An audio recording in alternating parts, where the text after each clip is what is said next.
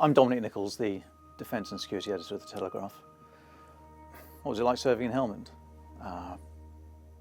It was one of the most intense human experiences of my life. Incredible, tragic, boring, exhilarating, terrifying, wonderful. Yeah, all of that.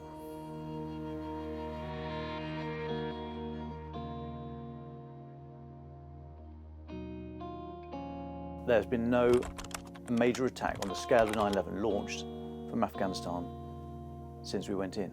So it was a success. What happened after that was a complete muddle. The absence of a clear political, realistic aim meant that the military activity was then sort of almost floundering around in a void. Tactically, it was very good. The military was supporting a wider effort that was probably on a hiding to nothing, but you do your best. And I thought, well, you know, we're doing our bit. I had no intention of taking my foot off the gas, and I know that went for all the people around me. But you're constantly sort of waiting for the politicians to step up and do their bit, and it sort of never was there. There needed to be more and better politics done up in Kabul. We should have gone into Kandahar, Afghanistan's second city, major political base, the base from which the Taliban grew. We were late, so the Canadians were apportioned that area, and we took Helmand, which, as I say, was a desert and grew poppy. We then somehow shoehorned that into saying, well, this is exactly where we need to be, this is the right place, this is totally in line with our counter-narcotics strategy. I mean, it was all, so from the word go, we were in the wrong place, we were already shifting our political reasons for being there, convincing ourselves we were in the right place, and not going with the grain of the land, not looking at the politics, not looking at the cultural dynamics. Yeah, Helmand was the wrong place for the wrong reasons. The military did its best, but guess what? If you go into Afghanistan with a gun and start shooting, you're gonna have a fight. You know, in the back of your mind, you think, well, this isn't the greatest set of circumstances in which to operate. And the military is used to working in austere conditions when there's a lack of information, a lack of resource, and still pulling it out of the bag.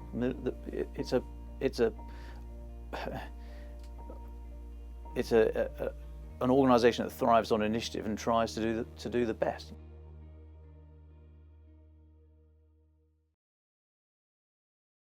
In the British Army, there are 10 principles of war, okay? In no particular order except the first one. And the first one is selection and maintenance of the aim. So you decide what you're going to do, and then you go and do it. And you change that only with great thought and having taken wise counsel from a number of areas. And that's where it was wrong in Afghanistan. The aim was laudable. Let's go and introduce democracy to a cultural region that's never really had it. You know, are you sure that's the best thing?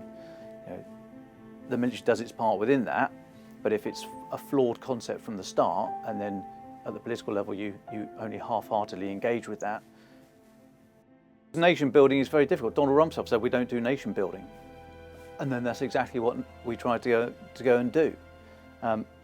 We were working against the cultural grain of Afghanistan.